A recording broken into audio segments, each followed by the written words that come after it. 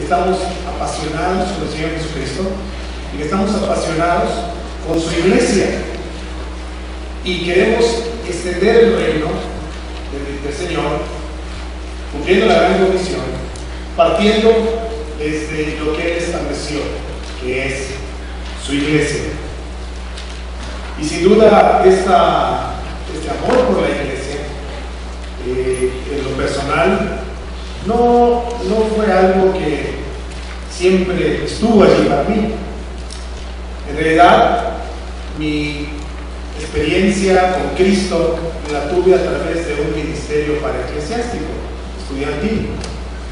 Allá es donde el Señor estuvo obrando mi corazón y despertándome hacia las realidades del Evangelio.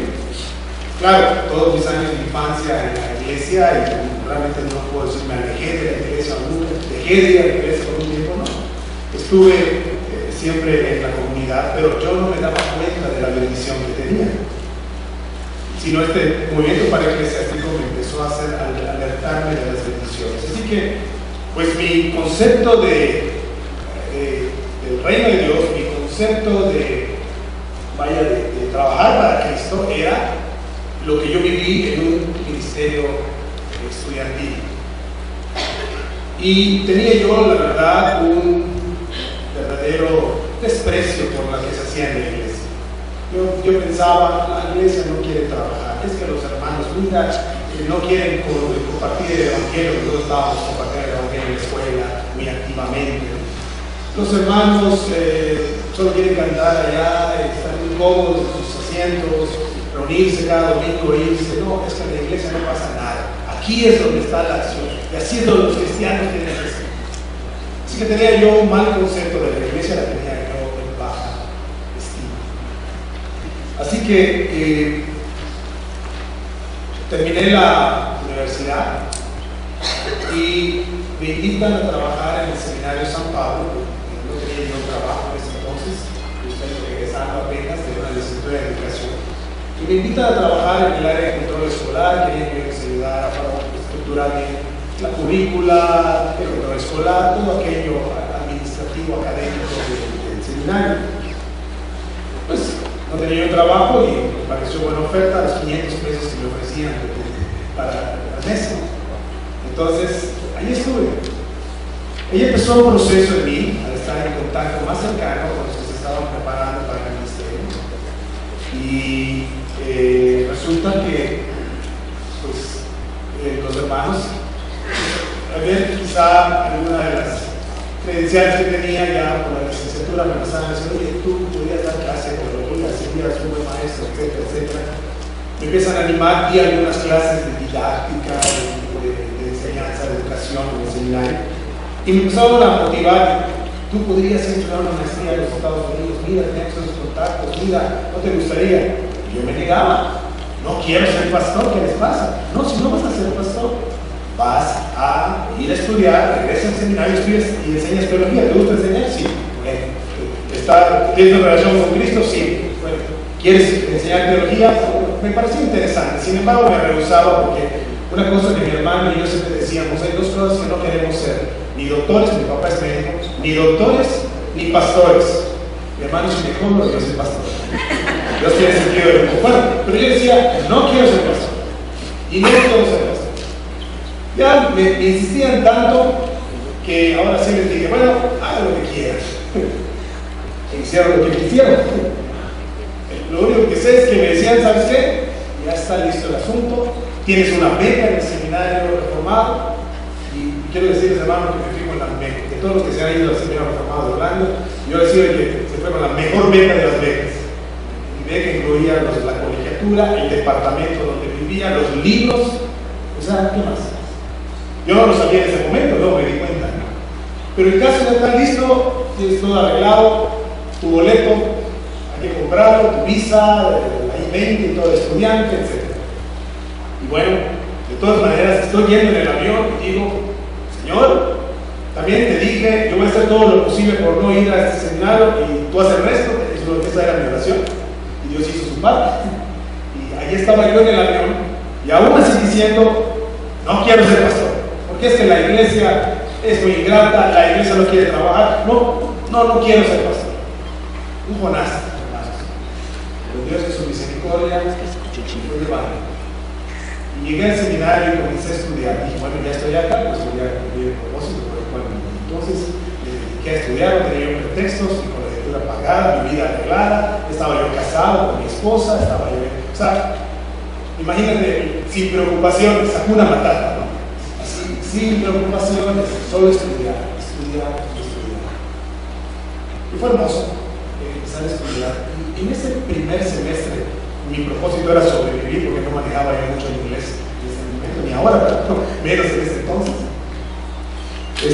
Dios empezó a operar un cambio en mi corazón. Me empezó a mostrar que la iglesia no es el monstruo que yo creía que era. Que la iglesia era algo que yo debía amar, yo debía aquilatar, cuidar, porque es la esposa de Cristo. Y la gota que derramó el vaso, el parteaguas final de todo este proceso en mi corazón, fue una conferencia de vida espiritual que organizó el seminario. Vino una persona, un pastor, no recuerdo su nombre, solo recuerdo que él contó una historia dentro de su conferencia, una historia personal, en la que él decía: cuando terminé el seminario, el director de este seminario, el director del seminario, me llamó a su oficina, y era la costumbre de este hombre hacer esto. A todos los graduandos los llamaba uno por uno a su oficina y les preguntaba: ¿y ahora qué vas a hacer? ¿Qué ministerio vas a continuar? ¿A dónde vas? Conocer un poquito hacia dónde se dirigían. Y este hombre, este pastor, le dijo al rector: mira, hermano, yo me voy a dedicar a un ministerio para eclesiástico porque la iglesia no quiere trabajar. O sea, vaya, me escuché las palabras de este hombre. Este director lo escuchó al pastor aquel y le dijo al final: mira, está muy bien todo lo que tú piensas, trabajar en el reino de Dios de esta manera, es maravilloso, pero te quiero decir una cosa. Y le dijo esto: la iglesia podrá ser una ramera, pero es tu madre. Órale. No tenía yo más pretextos. Así que, regresando de ese primer semestre a las vacaciones de Navidad, fui de chico a la reunión de mi presbiterio, solicitar ser candidato al Sacro Ministerio, porque me había oído sin el apoyo nada más del consistorio. Y ahí para el real, ahorita soy vicepresidente de mi presbiterio, hermanos.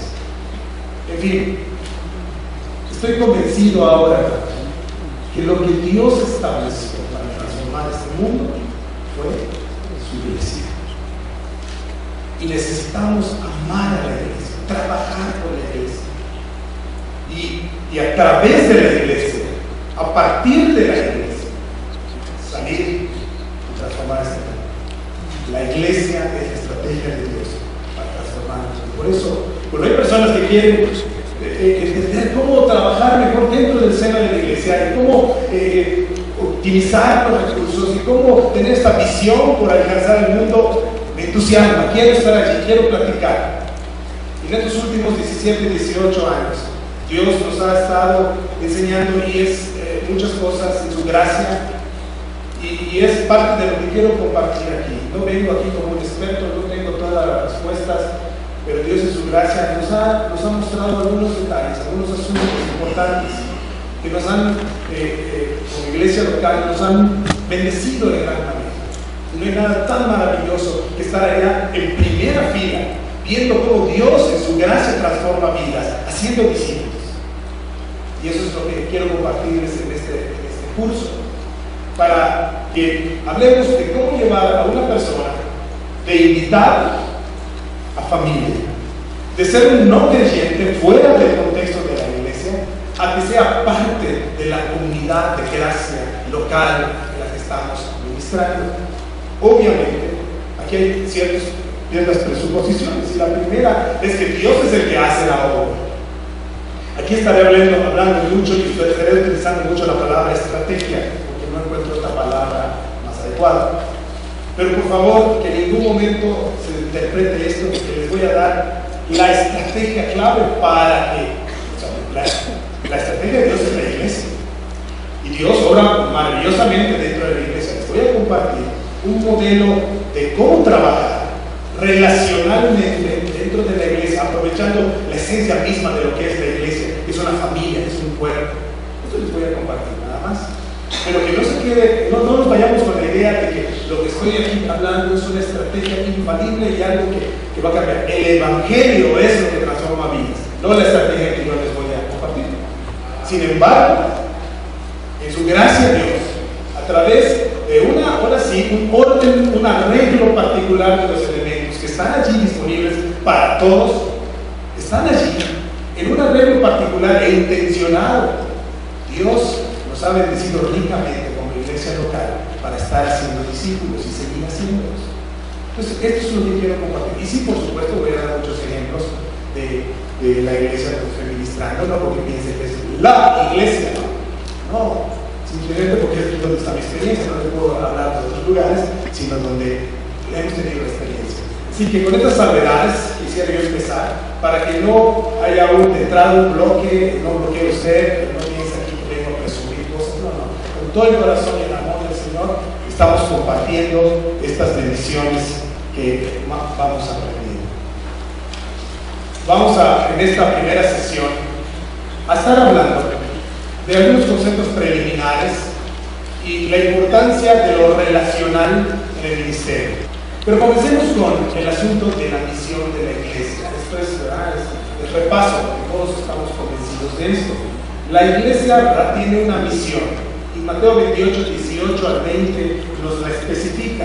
Por supuesto, esta misión no empieza en Mateo 28, 18, ¿verdad? Sabemos que empieza desde el mismo tiempo de la creación y continúa a pesar de la caída. La misión nunca ha cambiado. Es establecer el reino de Dios en la tierra. Desde el principio ha sido esto. No creamos que la misión de la iglesia comienza con el Nuevo Testamento, comienza desde el Antiguo Testamento. Como reformados creemos en esa unidad de toda la Biblia.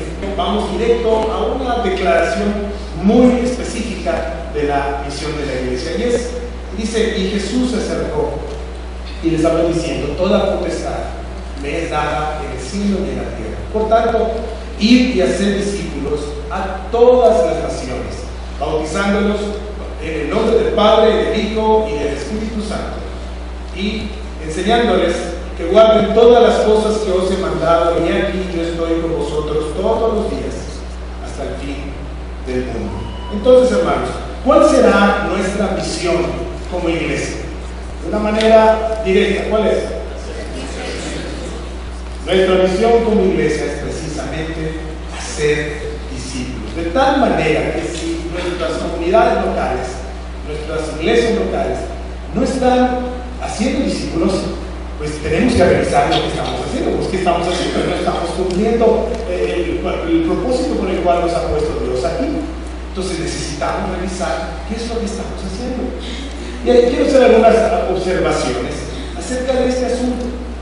Y lo primero que quiero decir es que notemos que la comisión, esta gran comisión como le llamamos, comienza desde el versículo 18, donde dice, toda potestad me es dada en el cielo y en la tierra. Y muchas veces pasamos por encimita porque lo importante es, vayan y hagan discípulos.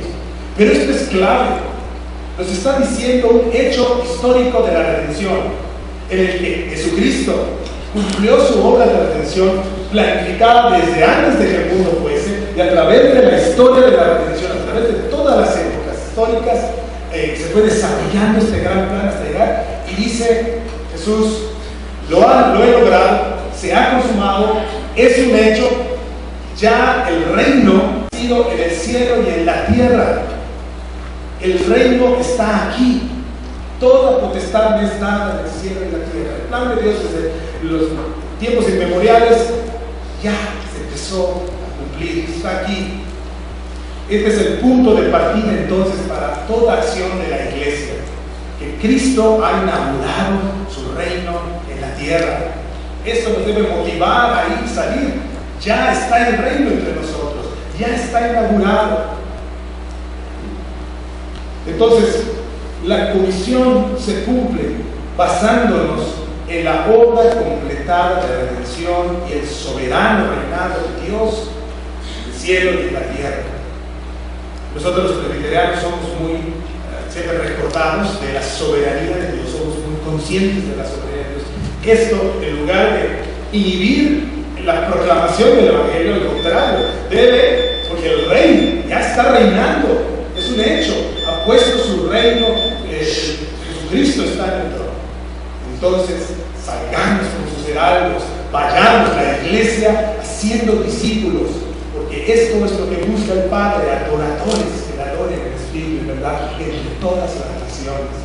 Viendo el pasado, la obra de Cristo, nosotros viendo el futuro, esa visión de Juan, cuando había multitud que nadie podía contar de todas las lenguas, pueblos, viendo el futuro que ya es una realidad alcanzable, porque Cristo está reinando en su trono.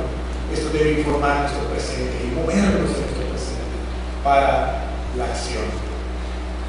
Entonces, esto es parte del asunto. Miremos un poquito más nuevamente el texto. Y entonces nos habla de una manera ya definida de hacer discípulos. Y vamos a hacer algunas observaciones del 19 al 20. Y esta es que la misión no se limita a una mera proclamación del mensaje, sino a una acción intencionada de formar discípulos. ¿Sí? Nos damos cuenta porque dice allí, vayan y hagan discípulos. Entonces, no se trata nada más de repartir folletos, no se trata nada más de tirar balas al aire, a ver quién. Eso es parte, porque la proclamación es parte de, sino la intención que debemos tener es que las personas se vuelvan discípulos. No nosotros lo hacemos, por supuesto, no podemos convertir a nadie, pero en nuestro esfuerzo como iglesia debe estar la mentalidad de que las personas se conecten con el pueblo, con la iglesia del Señor. La misión se completa entonces afianzándolos a los creyentes, a las personas que responden al Evangelio, dentro del cuerpo de Cristo. Por eso dice bautizándolos y llevándolos a la madurez cristiana. Por eso dice enséñenles. Entonces, no nos sintamos satisfechos o simplemente ya plenos con haber salido y tocado puertas, por ejemplo, si esa es la manera como evangeliza, o haber hecho una campaña, o haber hecho, no nos sintamos ya, hemos cumplido la gran comisión. La gran comisión es mucho más ambiciosa. Has hecho algo muy loable, muy bueno, adelante, pero todavía falta más. Lo importante es que la gente se integre al cuerpo de Cristo, se vuelvan discípulos de Cristo. Mucho más pleno, mucho más completo. Entonces, necesitamos, por lo tanto, una estrategia ministerial. Esta palabra que a lo mejor te hace causa esposo, bueno, cámbiale por la que quieras, una manera de trabajar, un ministerio, como tú quieras cambiar. Si tienes una mejor palabra.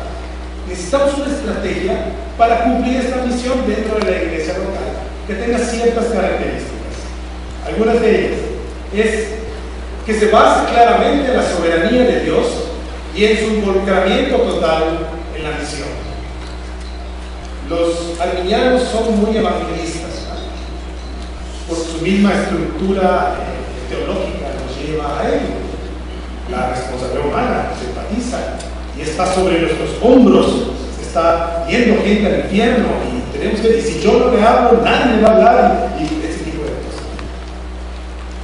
Los presbiterianos mal interpretamos la soberanía de Dios para decir, pues ya están electos, Dios va a ver cómo le va a hacer. No. Pero la perspectiva que estamos trayendo, tratando de enfatizar, está reformada, que Dios es el que está reinando. Que Dios, el Señor Jesucristo, ha completado su obra. Y entonces, en esa confianza de un Dios que está involucrado en su misión, Dios no está ya pasivo viendo, a ver, mira, están los jóvenes como mi juez, a ver si alguno de ellos se mueve. No, Él está involucrado desde el hecho de que estemos cada uno de nosotros aquí. Él está involucrado. Y nuestra estrategia debe reflejar esa confianza plena en la soberanía y en el señorío del Señor Jesucristo. En lugar de que estemos temerosos o en lugar de que estemos tratando de controlar y manipular las cosas con esfuerzos meramente humanos, necesitamos confiar en este Dios que al cumplir nuestra responsabilidad, porque la teología reformada también enfatiza la responsabilidad humana, no solo la soberanía de Dios. Bien, nuestra estrategia también debe que mantengan como un mismo proceso la evangelización y el discipulado. ¿Sí? Es decir, como ya vimos, no solo es lo que llamamos normalmente evangelización, que nos referimos más bien a la proclamación del Evangelio, sino que está conectado indivisiblemente con el discipulado, ¿sí? Por lo que llamamos normalmente discipulado, o comúnmente discipulado, que es la formación a semejanza de Cristo, el crecimiento en Cristo. La misión abarca todo ello, que conecte lo más pronto posible al nuevo creyente con la iglesia local.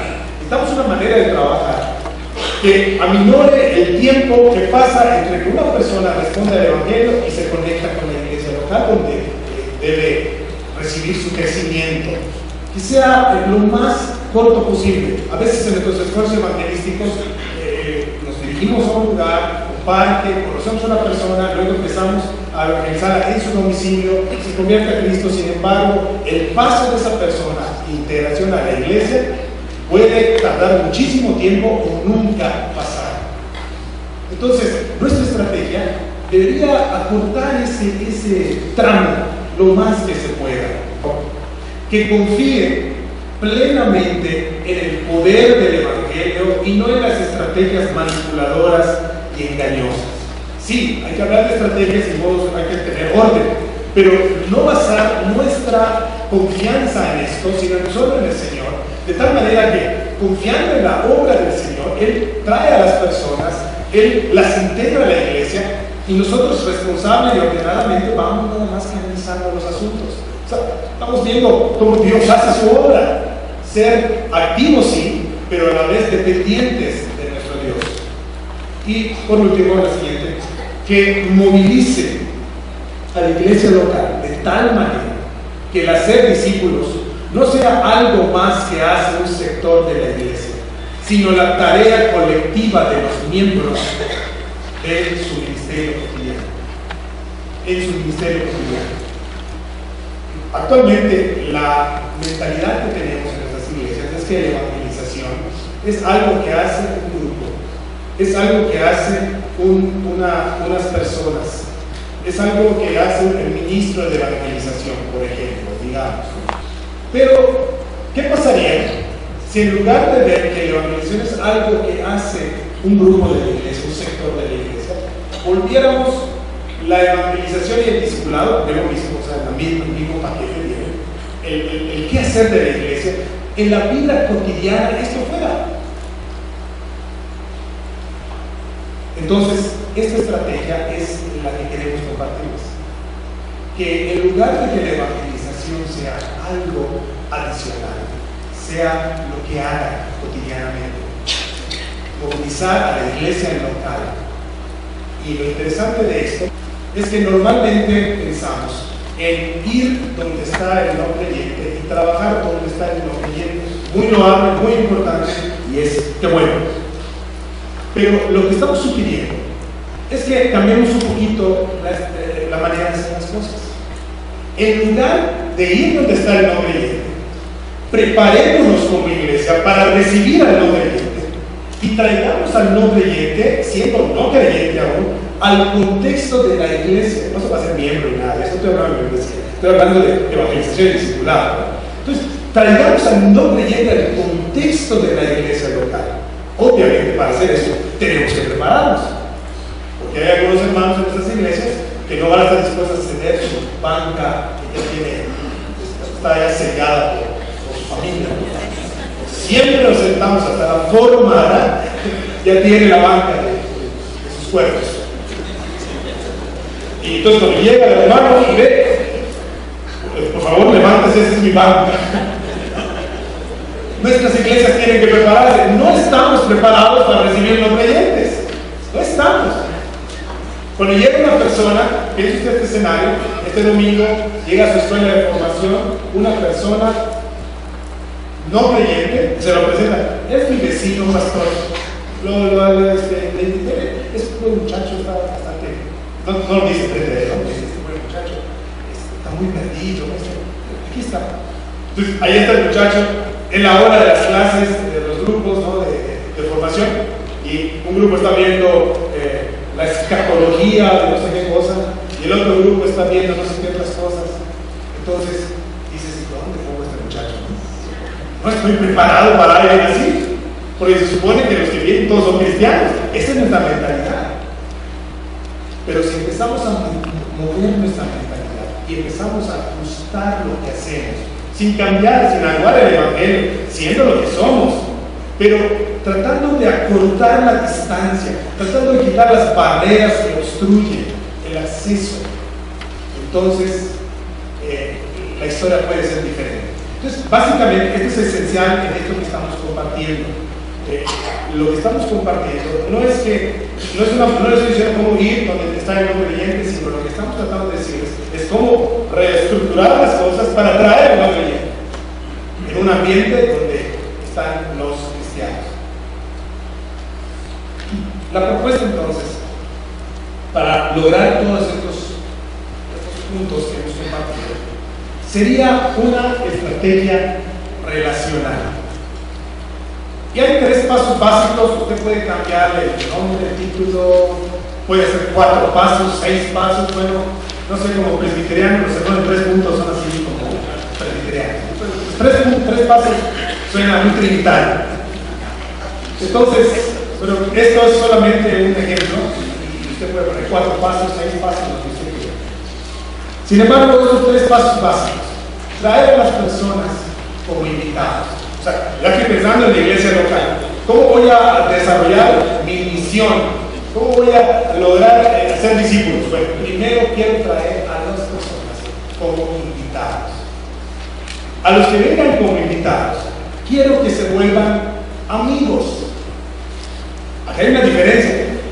Normalmente a los invitados queremos que se vuelvan familia. Apenas le acabamos de decir, mucho gusto, me llamo Willy Madera. Oye, ¿sabías? Dios te ama, y verdad. Y esta persona se queda. Es la primera vez que estás cruzando la frontera tenebrosa, entrando a la iglesia evangélica por primera vez, y de plano lo recibes así. Tranquilo, tranquilo. Déjeme su nombre, por favor, su dirección. Tranquilo. No sé a cuántos de ustedes les gusta que les tengan en las plazas comerciales, les estén pidiendo información personal. Ahorita no das personal, no das información. Y ahí en la iglesia le estamos pidiendo la primera visita a su información. Yo sé que es una manera de querer ser atenciosos con la persona, pero los asustamos porque es no creyente, no sabe qué onda. Entonces, ese invitado quiere que se vuelva amigo, que adquiera confianza, que me conozca aún más, que yo lo conozca aún más. Es decir, establecer relación. Hay lo relacional. Como iglesias no estamos muy acostumbrados a lo relacional. Paradójicamente, la esencia de la iglesia es algo muy relacional. Es un pueblo, es una familia. Entonces, a los que ya son nuestros amigos, queremos que se vuelvan familia. Ahora sí, este es un proceso que de algunos lleva mucho tiempo, que en algunos es el mismo día que llega, 2 meses después de que llegó por primera vez. O sea, ahí es donde tenemos que confiar en la soberanía y el llamado eficaz del Señor. Y esto pone a prueba la doctrina reformada, hermanos. Porque si creemos realmente la depravación total del hombre, ¿no les parecería absurdo que una persona acepte empezar a estudiar la Biblia? O sea, le invitas y dice, sí me interesa. ¿No les parecería absurdo eso? O sea, una persona muerta en sus pecados, según nuestra doctrina, muerto en sus pecados y delitos, no tiene sensibilidad, está ciego, esclavo de Satanás, shalala. Que tú le pides y dices, oye, te invito a mi iglesia, te invito a este evento en mi iglesia, oye, vamos aquí. Y él acepte, y luego regrese, y luego diga, sí quiero estar en este estudio bíblico, y se mete. ¿No te parece absurdo? No puede ser, a menos que Dios esté trayendo a esa persona. Puede ser la persona que no estar actuando, fingiendo y nos engaña a nosotros, pero a veces no.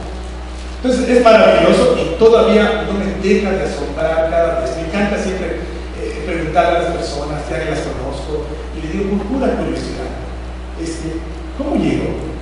¿Cómo llegó usted? Y me cuentan sus historias, me encantan las historias. Y me van a contar, no, pues fíjese que la novia de un amigo vino una vez aquí, ella ya no viene, solo vino una vez, ella no está aquí, pero yo tuve un problema, platiqué con ella y le dijo, oye, ¿sabes qué? ¿Dónde te pueden ayudar? Dale, ven, Shalom. ¿Y qué es eso? Pues no sé mucho, pero te va a gustar, pero no creyentes recomiendan la iglesia, imagínense. O sea, ese es Dios. Y esta persona finalmente sí se conecta. ¿Sí? El lunes pasado estaba platicando un matrimonio y esa era la historia. Ellos vinieron, unas personas los invitaron que no regresaron, que no están en la iglesia. Sin embargo, este matrimonio ya está en su formación. O sea, Dios obrando. Tenemos que confiar que eres. No manipular, estar aquí, ¿no? Tranquilos, en orden, siendo intencionales, siendo buenos anfitriones, evaluando todo el tiempo, por supuesto, confiando en Dios. Y Él hace su obra maravillosa. Entonces, debemos plantearnos la pregunta: ¿a través de qué pasos iremos guiando a Juan Pérez, el famoso Juan Pérez de todos los ejemplos, que no es creyente? Este pobre Juan Pérez no es creyente. Entonces, aquí tenemos a Juan Pérez, salió a correr esta mañana, para que, ¿qué vamos a hacer? ¿Qué pasos estratégicos podemos seguir? Recuerden, nos estamos reajustando, nos estamos preparando para recibir a Juan Pérez como iglesia. Entonces, ¿qué pasos deberíamos seguir para que Juan Pérez llegue a ser parte de la familia de Cristo? Entonces, nos organizamos de tal manera que traemos a Juan Pérez como invitado. Luego, queremos que Juan Pérez se vuelva nuestro amigo. Y por último, queremos que se vuelva familia. Familia, dice, se nota mucho contraste. Bien, es lo mismo que acabamos de decir, solamente de una manera gráfica diferente. Hacia adentro cada vez más. Y esto requiere paciencia de nuestra parte. Entonces, esta estrategia ministerial tiene que ser teocéntrica en ese sentido, que depende plenamente de la obra del Espíritu Santo en los corazones. Ciertamente hemos trabajado, hemos responsablemente ordenado todo lo que hacemos, hemos previsto muchos asuntos, sin embargo, dependemos de Dios. Y Dios es misericordioso para recordarnos cada vez esto, hermanos. Hay un peligro de confiar en las estrategias. Y me confieso culpable. Por eso enfatizo tanto esto.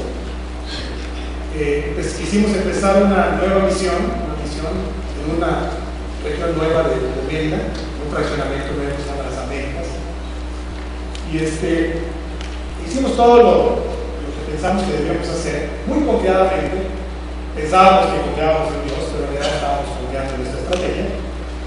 Y Dios fue misericordioso para humillarnos, para mostrarnos que nuestra estrategia, que es Él. Entonces, pensamos que con levantar la cortina y comenzar el ministerio allí, la gente iba a fluir como pues, por la gracia de Dios ocurre en la iglesia madre. Pero Dios nos humilló lo suficiente para que entendiéramos la lección. No funcionó. Tu gran estrategia no funcionó. ¿Por qué? Porque no estás confiando en el que verdaderamente transforma las vidas. Fue dolorosa la experiencia, pero por eso nos desanimamos y reiniciamos. Ahora con el mismo esquema, con la misma estrategia, pero con otra actitud del corazón, en humildad delante de Dios.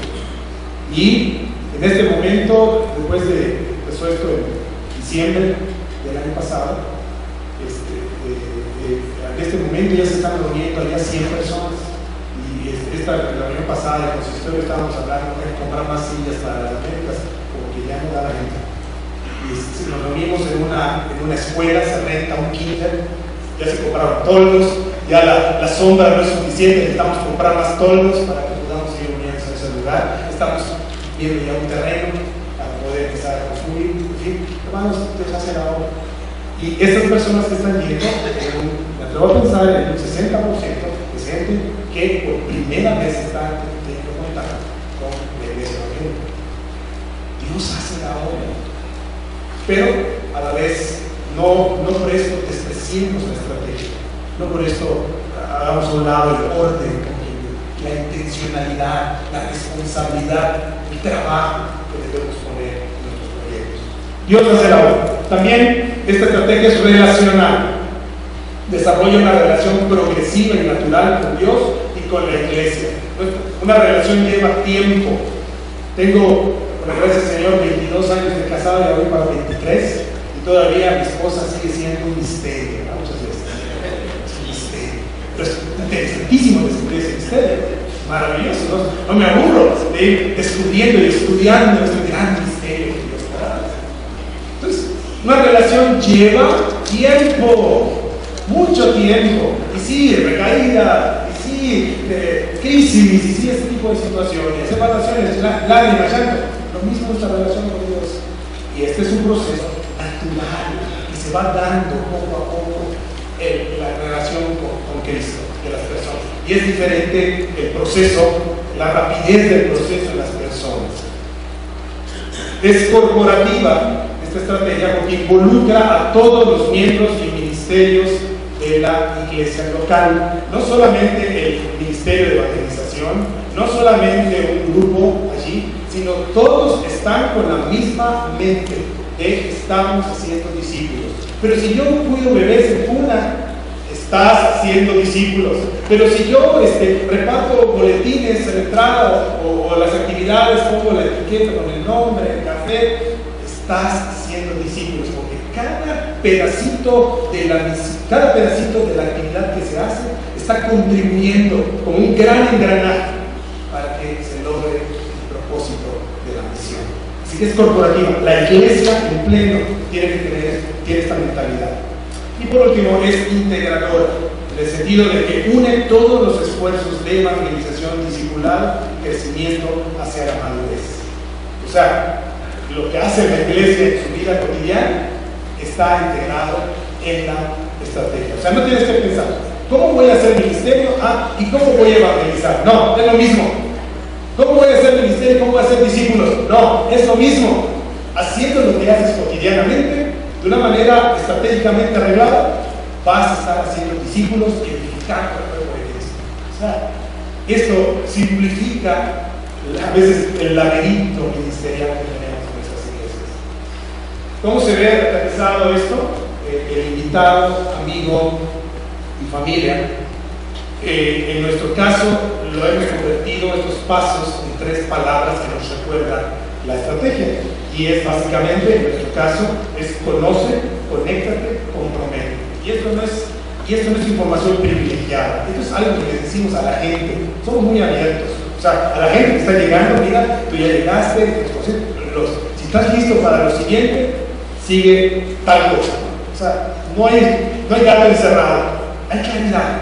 No tenemos temor de decir lo que estamos intencionalmente buscando, porque las personas, Dios las trae y Dios las conserva también en ese sentido.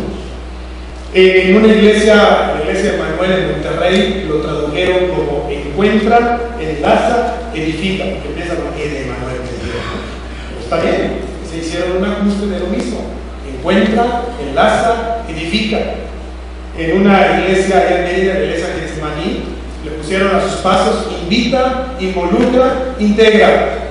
O sea, se dan cuenta, es lo mismo, solamente cada quien le va dando a estos pasos toque personal. Algunos sencillamente han tomado conoce conéctate y comprométete. No tiene copyright, ¿no? O sea, adelante, si sirve eso, tómalo. No importa. Una iglesia en Cabo San Lucas le puso puerta, sala y cocina. No sé, creo que no tienen casas ahorita, los pobres, llegó el huracán, están pensando en casas. Pero es la idea, la puerta, las actividades donde traemos invitados, la sala es donde conversas con los amigos, y la cocina es donde te preparas para servir, ¿no? Estás preparado, estás cocinando, y los amigos entran hasta la cocina, ¿cierto? Y están cocinando contigo. Entonces es más o menos el modelo que ellos toman. Entonces, para que veamos que esto es aterrizar, o sea, los pasos básicos son, en Oaxaca, un hermano está usando los mismos pasos. Invitado, amigo y familia, él se quedó con eso, no le problemas. Pero es una estructura que va a guiar cómo vas a llevar a Juan Pérez de no ser creyente a ser parte de la familia. Esta es la cobertura básica y todo lo demás viene hacia abajo. Bueno, vamos a ver entonces ahora, dirigiéndonos en sus conceptos preliminares, dirigiéndonos hacia una estrategia relacional ministerial. Un modelo relacional sano se basa en las imágenes bíblicas de la iglesia como un cuerpo. La iglesia es un cuerpo y también la iglesia es una familia. Solo tienes que pensar en cómo es la iglesia como familia y cómo debería manifestarse eso. Solo tienes que pensar cómo la iglesia como un cuerpo tiene que funcionar para pensar en una estrategia relacional, para que cada vez más la manera en que hacen las cosas vaya siendo más y más relacional, porque estas imágenes bíblicas son esenciales en cuanto a la iglesia.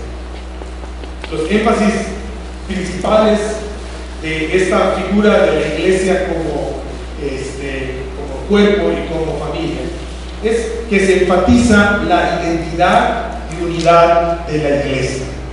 La familia tiene una identidad, el cuerpo tiene una unidad. Entonces, cuando empiezas a pensar en la iglesia como esto, enfatizar este rasgo relacional, estás enfatizando su identidad, estás enfatizando la unidad del cuerpo, no la desunión y la disgregación de esfuerzos.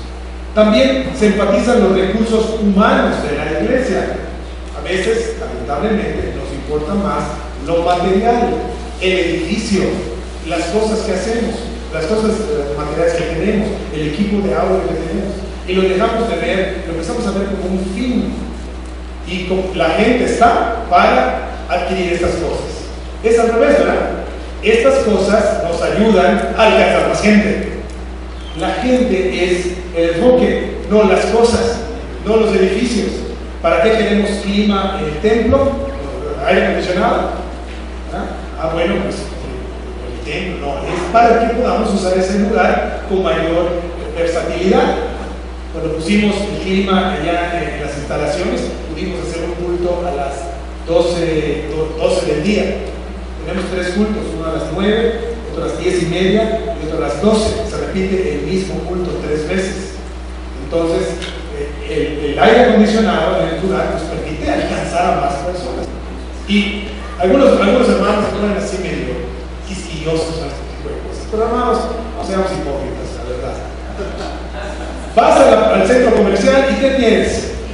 ¿Por qué prefieres ir al centro comercial y no al centro de la ciudad con tantas cosas? O en tu carro, ¿verdad? ¿Qué tienes?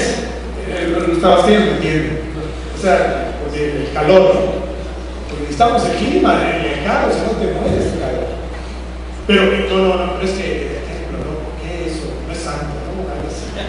Hay que sufrir a la hora del culto. Los invitados tienen que sufrir, ¿no? ¿Por qué poner barreras adicionales? Claro, no el aire acondicionado va a hacer que tenga más gente, tampoco. Pero ¿para qué vas a hacer que haya distractores para la gente que está escuchando el evangelio? Que no, los menos posibles, si está en nuestro poder hacerlo. Se enfatiza la interdependencia de los miembros de la iglesia. En esta estrategia se enfatiza esa interdependencia en un modelo relacional. No un dedito solo no puede agarrar nada, pero los 5 dedos juntos pueden tener un agarre muy firme. Entonces, soy interdependiente con los otros hermanos. Este hermano es muy bueno en la cocina, este hermano es muy bueno en predicar, este hermano es muy bueno en la cuestión del audio, este hermano es muy bueno. Juntos hacen un tremendo equipo. Uno solo no puede hacerlo todo. Juntos pueden hacerlo mejor. También se enfatiza el evangelio como el fundamento y razón del actuar de la iglesia. El evangelio que nos ha hecho uno en Cristo, nuestra identidad con Cristo, nuestra unión con Cristo, la gracia de Dios, y eso es lo que se enfatiza en una estrategia relacional. Clarifica muy bien el rumbo del ministerio, pero lo único que quiero decir es que la iglesia debe ir en una sola dirección. Estoy convencido que las iglesias trabajan muchísimo con los dedos de esta mano puedo contar las iglesias que conozco, locales, que no están trabajando. El gran problema de las iglesias es que no están trabajando en la misma dirección. Cada grupo ministerial está trabajando siguiendo su propia agenda, en lugar de un solo rumbo. Y eso disgrega el esfuerzo y no se ve el fruto, porque cada quien está jalando para su lado. Así que hay que clarificar muy bien, hacia dónde vamos como iglesia. Estoy refiriendo visión, misión, estrategia, todo eso, muy claro para todo el mundo y que todos se unan a ello. Segundo, la mayor inversión de los recursos humanos y materiales debe estar orientada hacia las personas. La gente es más importante que los programas, la comunidad, las preferencias o las cosas. ¿Para qué hacemos todo lo que hacemos? Lo hacemos para la gloria de Dios, por supuesto, pero para alcanzar, estimular, enseñar, enviar personas. Entonces, los recursos deben estar enfocados en la mayor proporción, deben estar enfocados en personas. Nos es más fácil invertir en cosas y a veces las tenemos como un fin. Pero aún las cosas hay que verlas como un medio para alcanzar, disimular y hacer la misión de la iglesia hacia las personas. Entonces, esto es un giro, un cambio en nuestro paradigma. También fomenta y modela el trabajo en equipo. Tristemente, muchos de nosotros no sabemos trabajar en equipo.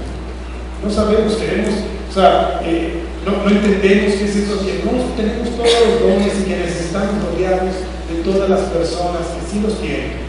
Un ejemplo de ello es el ministro de adoración de nuestra iglesia. Él vino al seminario a estudiar, a las 9:30 a estudiar música, pero a los 2 meses se dio cuenta que la música no era su vocación, y estudió teología. Terminó como licenciado en teología, pero hoy día es nuestro ministro de adoración. Es interesante, ¿no? El caso es que este hermano ciertamente no es músico, no sabe escribir música, no sabe leer música, toca guitarra precioso, pero no lee música. Pero hay algo que sí sabe hacer: trabajar en equipo y rodearse de personas que son músicos y los coordina, tiene buena relación, atrae personas y se ha rodeado por músicos, hasta tiene que hacer cola para poder tocar, están ahí esperando. A mí, ¿cuándo me toca, hermano? Sí, porque, hermanos, tantas personas que se han desarrollado a través del ministerio de este hombre que no es posible, pero es un excelente ministro de adoración. Entonces, fomenten el trabajo en equipo. Todo se logra con equipo. Este es un asunto que tenemos en la iglesia. Somos un equipo pastoral de 3 pastores. No hay, en la iglesia no hay pastor principal, ni copastor, no hay nada de eso. Equipo pastoral. Y hemos trabajado así por la gracia de Dios, como equipo pastoral. Ahorita oren por nosotros, el equipo pastoral está sufriendo algunos ajustes. Uno de nuestros pastores va a ir a los Estados Unidos a ministrar. Otro pastor está encargado de la misión y un servidor se va a quedar en la iglesia. Seguiremos trabajando como equipo. Sin embargo, oren por nosotros. Es la primera vez que vamos a trabajar un poquito más solitarios. Necesitamos formar equipos siempre. Y esto empieza desde los pastores y va a los grupos ministeriales. Todo se hace por equipos. Fomenta la unidad entre el liderazgo. Hay que fomentar las guerras entre los diáconos y los consistorios. Son épicas esas batallas. Decidimos hacer esto y los diáconos dicen: no estoy bien, no estoy de acuerdo. Y empieza. ¿Por qué? El liderazgo debe estar unido en un solo rumbo. El problema es que no tenemos el mismo rumbo. También en este modelo ministerial se simplifican los procesos, Somos tan complicados los presbiterianos, hermanos. Me gusta el orden, yo soy de orden, me gusta el orden, pero a veces nos abusamos, exageramos. Para mover el púlpito del lugar, porque el evento lo amerita, necesitas meter carta con copia al diaconado, con copia al templo, con copia al vecino, con copia a todo el mundo, 2 meses de anticipación. Y no, hermano, no se procesó su correspondencia porque le faltó el visto bueno en paz. Somos muy complicados. Y no estoy diciendo que no haya orden, no no haya su secuencia, tiene que haber orden, somos bastante ordenados, nos gusta el orden, sin embargo, no usemos los procesos, simplifiquemos, es cambiar el púlpito del lugar, nadie se va a morir, ¿no? Con que hay que una autoridad tenga la capacidad de decir sí o no, listo, vamos, no se mueve, seguimos adelante. Provee intencionalmente oportunidades de compañerismo. Sean diligentes en sus consistorios. Si solo se reúnen para pasar esas 5 o 6 horas juntos para tratar asuntos nada más de negocios, hermanos, su consistorio está en peligro. Reúnense para otros fines, comerse, coman los taquitos, vayan con el invierno del hermano Max, ¿no? Tacos. Vayan a la playa juntos, júntense como familias, ocasionen esos momentos intencionalmente de compañerismo. Les puedo decir que las mejores ideas ministeriales que han surgido en esos momentos. Cuando estábamos tomando el cafecito, cuando estábamos en el relajo, no dejamos de pensar en la iglesia, no sé si les pasa a ustedes, ¿verdad? Están aún en la playa, están pensando en cómo poder hacer aquello. Bueno, oye, ¿y qué tal si hiciéramos otra cosa? ¿Y qué tal si, y en esos momentos de compañerismo, surgen las mejores ideas? Obviamente luego se especializan en reuniones ordenales, etc. Pero las ideas en esos momentos surgen. Recluta líderes en el contexto de las relaciones.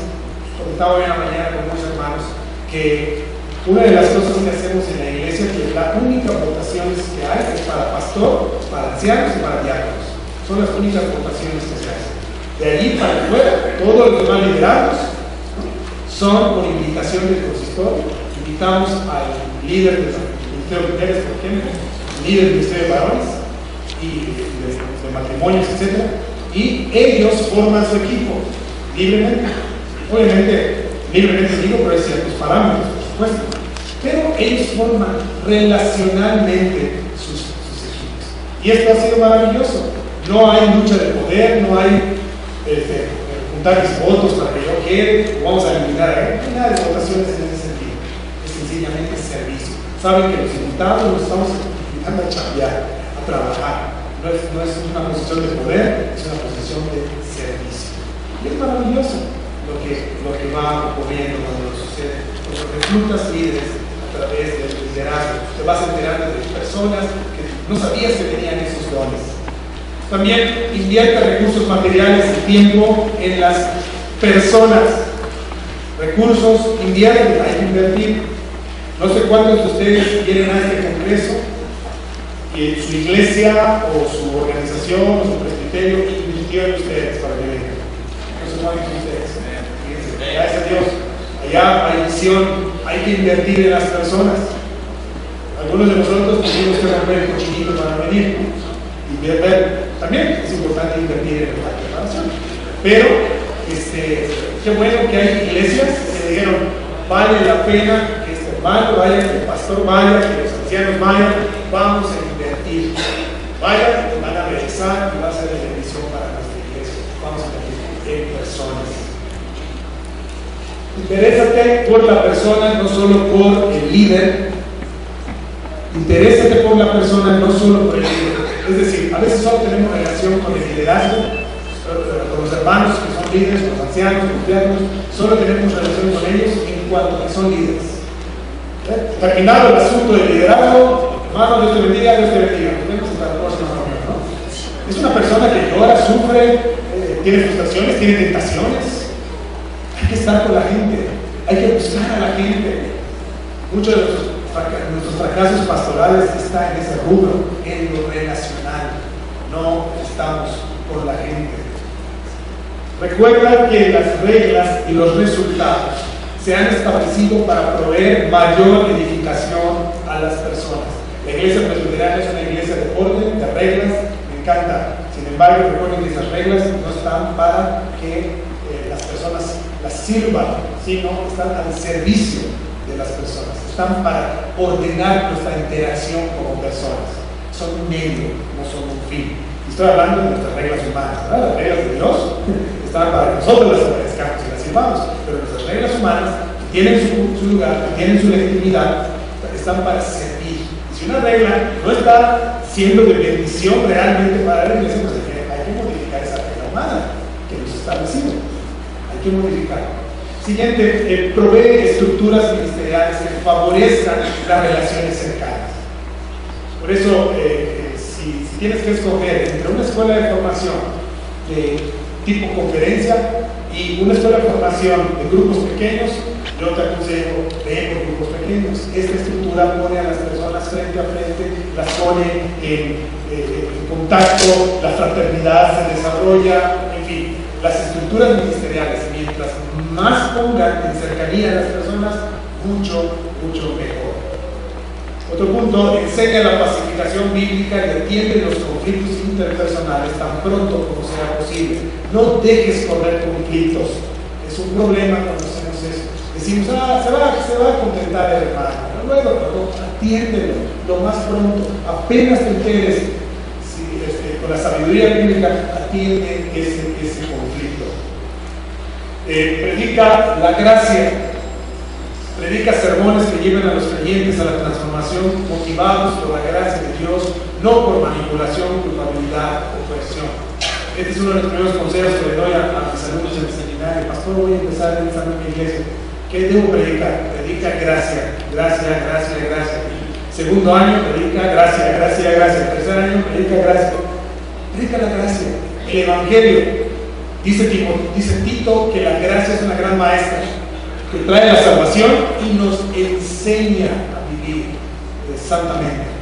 Entonces, la gracia es la motivación, la gracia de Dios, lo que Dios ha hecho del Evangelio en Cristo Jesús, es lo que nos debe mover a la obediencia. De la gracia fluye la obediencia.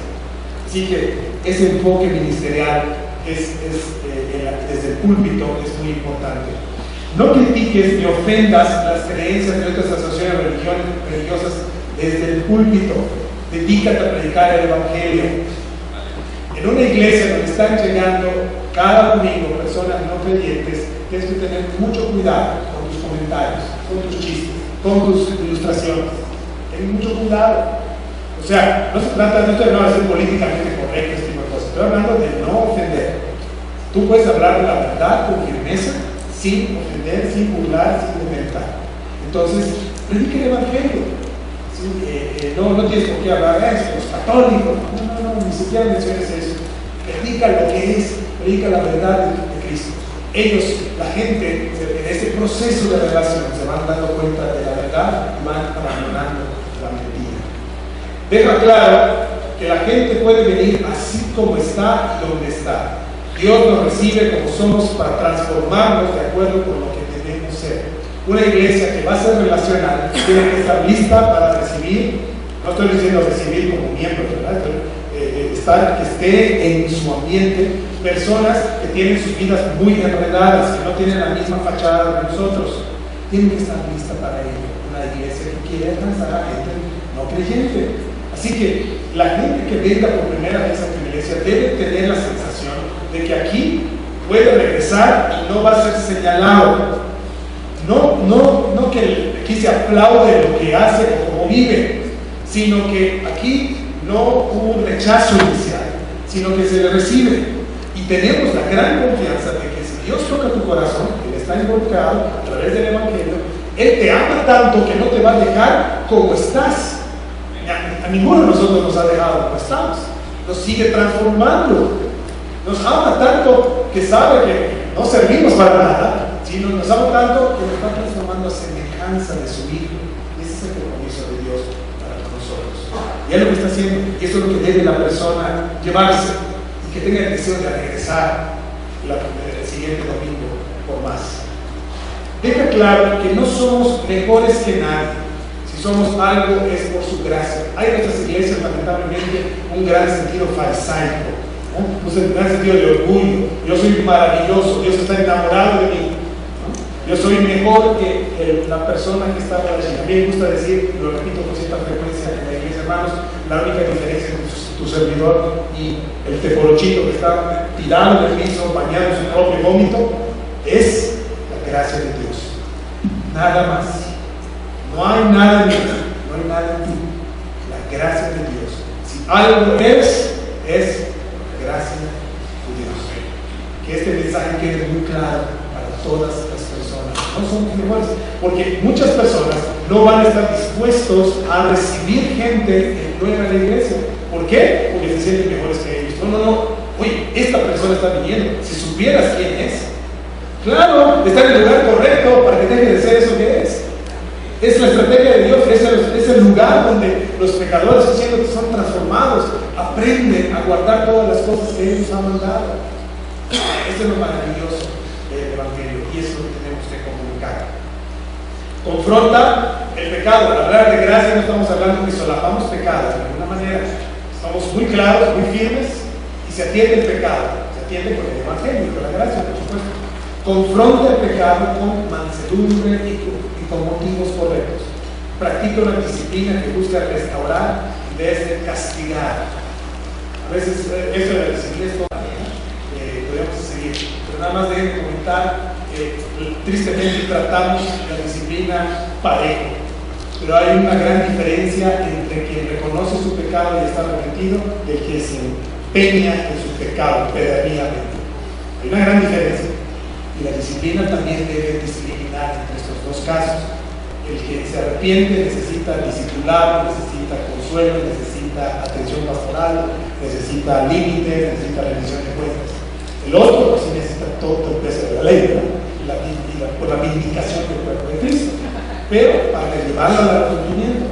Pero el arrepentido no lo tratemos como si no estuviera arrepentido. En fin, solo una reflexión. Pero confrontemos el pecado.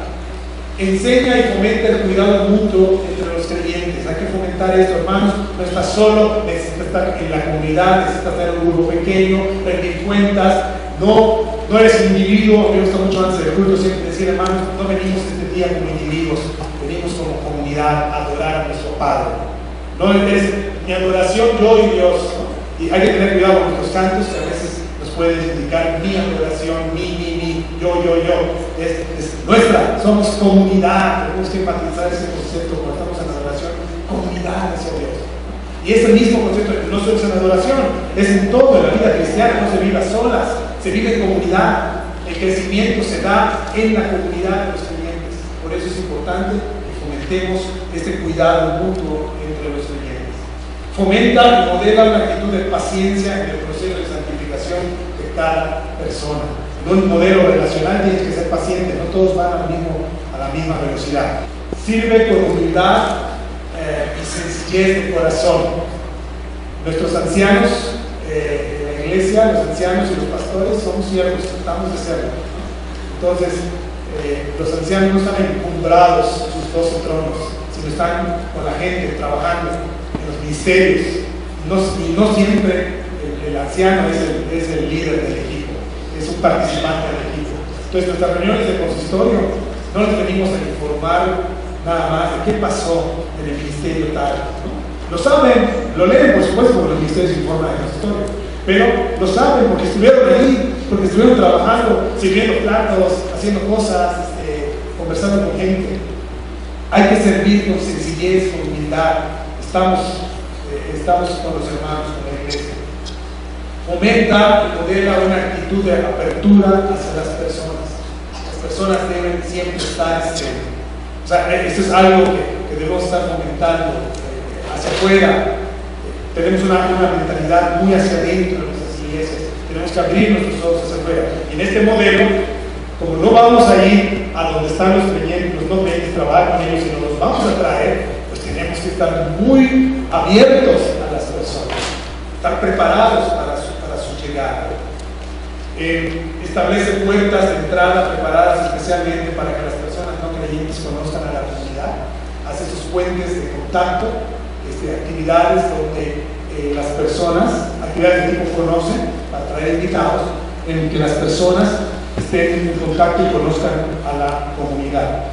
Seguimos ministrar convencidos que lo único que transforma vidas es la gracia de Dios, una vez más, el énfasis en la gracia. Y por último, celebra la obra de gracia en las personas.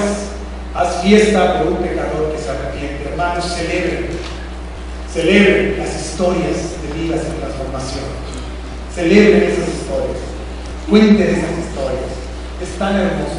O sea, una de las cosas que hacemos en las reuniones de evaluación del equipo, lo primero es, hermanos, vamos a celebrar. ¿Qué ocurrió este fin de semana? Que debemos celebrar. Entonces, no es que fíjate el ministerio infantil, dice, no, es que miren, pasó esto, aquello, por acá, una hermana, un niño, digo esto, celebramos, ¿no? O que un joven, un matrimonio en la clase de punto de partida pasó esto, celebramos la obra de Dios. Celebre. Luego vemos cómo afinar los detalles y prepararnos para la siguiente semana. Pero en fin, celebremos la obra que Dios está haciendo en nuestros corazones y en su iglesia. Así que de esto se trata, básicamente, de ir yendo e invitar a familia.